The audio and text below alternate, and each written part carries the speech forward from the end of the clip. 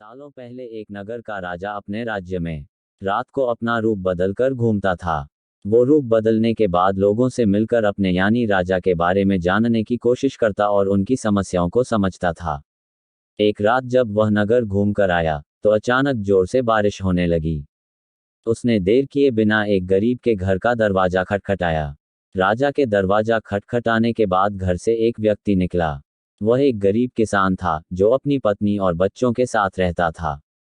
बारिश तेज थी तो किसान ने राजा को अंदर आने के लिए कहा। राजा ने घर में जाने के बाद पूछा, क्या आप मुझे कुछ खिला सकते हैं? मुझे बहुत तेज भूख लगी है। वो गरीब किसान और उसका परिवार 3 दिनों से भूखा था और उसके घर में एक भी दाना अन्न का नहीं था। किसान के मन में हुआ कि भले ही हम भूखे हैं, लेकिन अपने अतिथि को यूं भूखा नहीं रख सकते।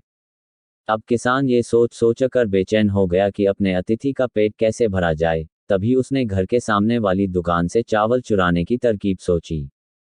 उसने सिर्फ अतिथि के लिए ही 2 मुट्ठी चावल लिया और उसे पकाकर राजा को खिला दिया। तब तक बारिश रुक गई थी और राजा अपने घर चला गया। दूसरे दिन दुकान का मालिक अनाज की चोरी की शिकायत लेकर राजा के पास पहुंचा। राजा ने दुकान के मालिक और उस गरीब किसान को अपनी सभा में प्रस्तुत होने का आदेश दिया। सबसे पहले सभा में पहुंचे किसान ने राजा के सामने जाकर अपनी चोरी का इल्जाम कबूल कर लिया और बीती हुई रात की पूरी बात राजा को बता दी।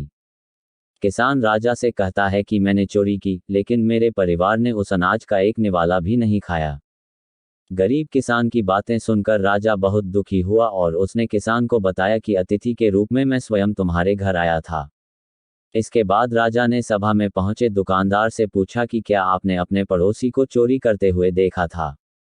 दुकानदार ने जवाब दिया कि हाँ, मैंने इसे रात में चोरी करते हुए देखा था। दुकानदार की बात सुनने के बाद राजा कहता है कि इस चोरी के लिए मैं पहले जिम्मेदार हूं और फिर दूसरा तुम हो, क्योंकि तुमने अपने पड़ोसी को अनाज की चोरी करते हुए देखा, मगर कभी उसके भूखे परिवार को नहीं देखा। तुम अपने पड़ोसी होने का धर्म बिल्कुल निभा नहीं पाए। इतना कहने के बाद राजा ने दुकानदार को सभा से जाने के लिए कह दिया और किसान की अतिथि निष्ठा भाव को देखकर उसे 1000 सोने के सिक्के इनाम के रूप में दे दिया।